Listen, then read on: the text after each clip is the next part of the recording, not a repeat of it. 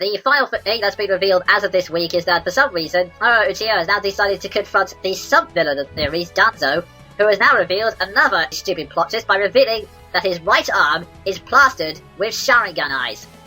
Okay, 2 things. 1, what the hell? 2, what the hell? And 3, I know I said 2, but there's one more thing. That thing looks horrifying. No, where to start. First of all, how is that useful?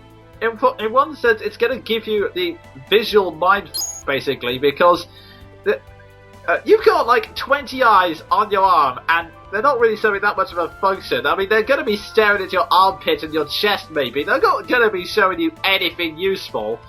Yeah, and not to mention, lately in the manga series, arms seem to be a very, very glaring target in combat, so... God, yeah, the number of times arms have been cut off, and actually, yeah, that's a good point. How long before that? Yeah, really too bad that the creator has basically given up on the series, isn't it? Yeah, it really is. Moving on! Now that we're not so depressed, let's talk about Bleach. So, Sven, what's been going on in Bleach this past week? Well, I would try to give a spoiler-free summary, but that's next to impossible. So right now, I will warn any possible viewers, if you don't want to be spoiled, turn away. Since pretty much everyone knows what's happened in the period from that Satan Spawn chapter 353 started, basically we have seen Arrancar have fights, Arrancar come back from the dead randomly, other Arrancar appear, Visored appear, Arrancar get their ass kicked, we go back to Wacko Mundo, Yami becomes an even bigger glory-hugging plot twist bastard, then randomly we switch back to fake Karakura Town, and one of my least favorite characters gets a power-up. Oh, yes, this is Tozen, if I remember right. Yeah, the hypocrite who has just recently been revealed to be a gigantic liar. And a pretty bad one. Oh god, I still don't know what to think about that. So, yeah, brief summary for those who don't know. It turns out that his code of justice, yeah, that turns out to be a complete pile of bullcrap he made up. So, yeah, it's revenge now, baby. To quote PG. Oh god. It's revenge all the way. I've never known how to feel about Tozen up to this point anyway. He's something changed to evil came out of nowhere the first time. It's like where the main villain just suddenly reveals he's on my side. What, really? Yeah, and not to mention the fact that Tozen is basically the most useless member of the 3 Arrancar generals. Considering like the other guys are much more powerful and much more cooler, frankly, then yeah. And the fact that apparently powerful Bankai of his is... Well, if you put it against someone like Kinpachi, it's a big old blob of useless. Yeah, pretty much. It only works to like scare people for about a few seconds, but when you come up with someone like Kinpachi who literally has no fear, then...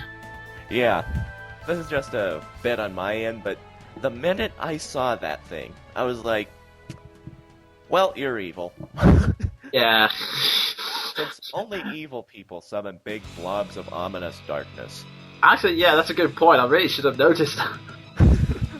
And he quite frankly sucks at revealing his plot twist, too, because basically he said, oh, by the way, I was lying to you. Yeah, it wasn't the most subtle reveal. Yeah. I think right now, the only good thing that can come out of this reveal is that we may actually get a decent fight between him and, oh god, I'm trying to pronounce his name, Omomaru or whatever? Komamura, thank you. Anyway, big fox guy. I like him. I'm really hoping we actually get a good battle this time, but knowing the nature of how these battles have been going recently, what will most likely happen is that Komamura will have his arse kicked and then someone else will step in. They reveal their Bankai or Big Gun or whatever, and then kick his ass. Yeah, my guess is on a member of the Visors right now, but... Now, to get onto a shallow note, Tosen's mask. What the hell? To quote someone on one manga, I really do love this quote. Well, I always did think Tosen was a dickhead. Oh god, the imagery. Yeah. And not to mention the fact that this chapter, he gets a mouth, which ruins the imagery, thank God. But as a balancing effect, or a small price to pay, he looks like a character out of The Nightmare Before Christmas. He does actually, thinking about it, or at least some kind of really cheap horror movie like. Yeah, he looks like something Tim Burton created. Oh, jeez.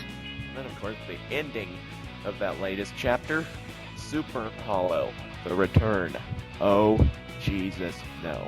It was stupid enough when Ichigo did it, and now... And now this.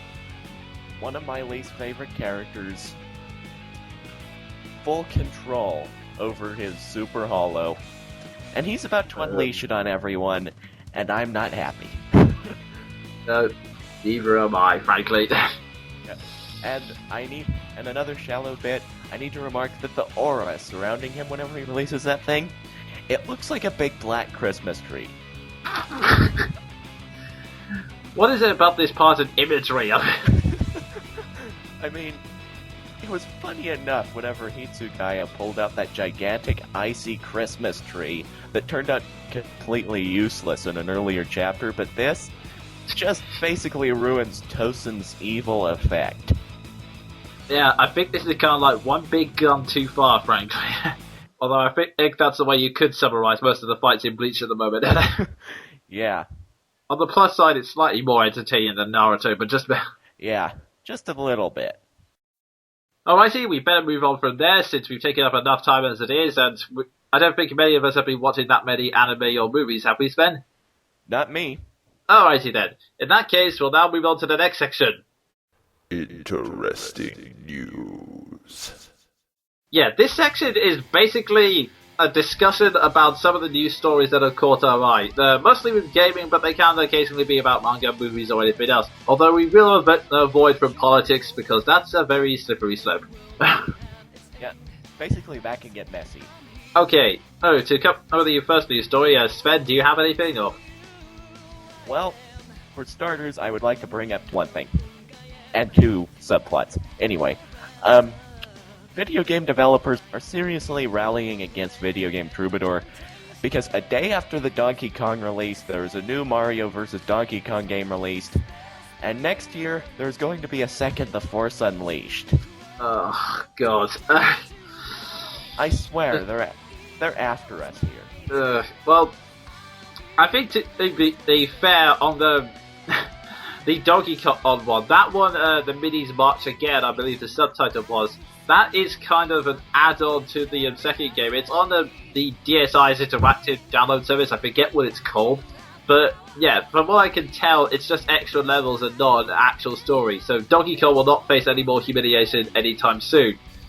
As for the Force Unleashed 2, from what I heard, the gameplay was fun, so I guess that's why they're going for it. Because it might have got some really popular reviews as well. I really haven't checked that many. I have a problem with it simply because, once again, the apprentice is showing his ability to defy death on levels that Ichigo Kurosaki would be proud of. Wait a minute. What? You're seriously telling me he comes back? Yes. Again. What? Yeah, Sorry, that's just completely blown my mind. Did they not see the ending where he was fried to a crisp on board the Death Star? I mean, ugh. Yeah, I don't pretend to get it either, because he was practically exploded by Palpatine. How could he have survived that? I'm trying to stop myself from screaming if you're wondering what those noises were. Oh, for a second, I thought it was just the sheer horror of imagining that god-modding bastard coming back that was force choking you.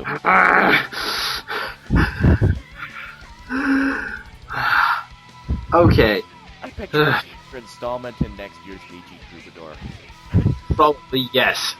Just as long as Malice doesn't come back, that would be fine.